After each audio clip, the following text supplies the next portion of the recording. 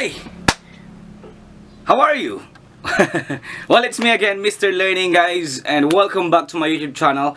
If this is your first time to visit my channel, then don't forget to hit that like, share, and subscribe button. And of course, hit that notification bell for you to get updated with all my latest uploads. Alright? Again, this is Mr. Learning, and welcome back to my channel. Alright? So today we're gonna be having a review about two things or two stuff that I've bought from that I've bought in Lazada. Okay, are you having a hard time buying a ring light for you for your own videos?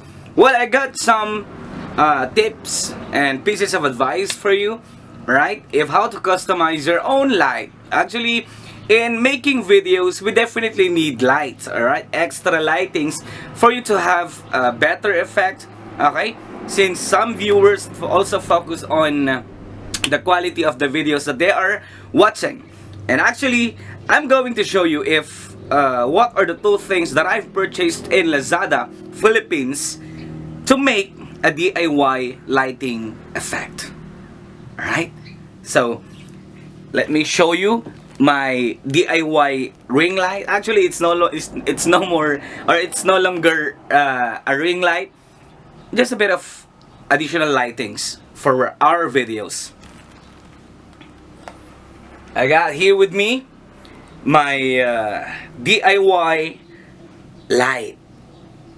Alright, so just like I've said, I've bought two things in Lazada. I've ordered two things. I'm thinking before if how will I add at least some lightings, okay, or a brighter effects with my videos.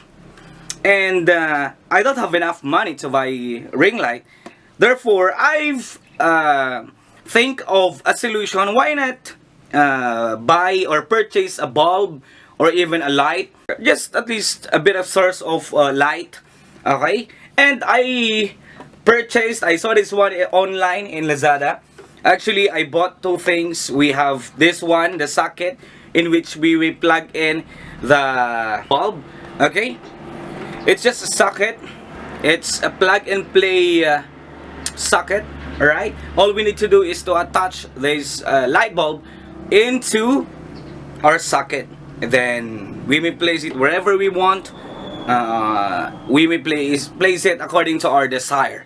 Okay, I'm having a hard time with my videos with its quality lightings, so I've tried to think of a solution to upgrade it, alright, for at least in a way that I can save more money. I've bought this one here in the Philippines. It only costs 200 pesos, alright. This male socket, or this socket, and this light, alright. Actually, it's an LED light, okay. So just attach it, then plug, then you're good to go. Additional lightings for our videos. Oh look, I'm sweating right now. Okay, I'm gonna place it here. The good thing is this is very flexible. Fan blade light. If you're not using it, you may just fold it like this. Okay? Then if you want to use it, simply, okay, then place it before your camera, then plug in, then we're good to go. Wait, let me just plug this one in. Light, there you go. It becomes brighter. Alright, and here we go, my dear friends. This is Mr. Learning, and this is my DIY lighting effects, or DIY ring light.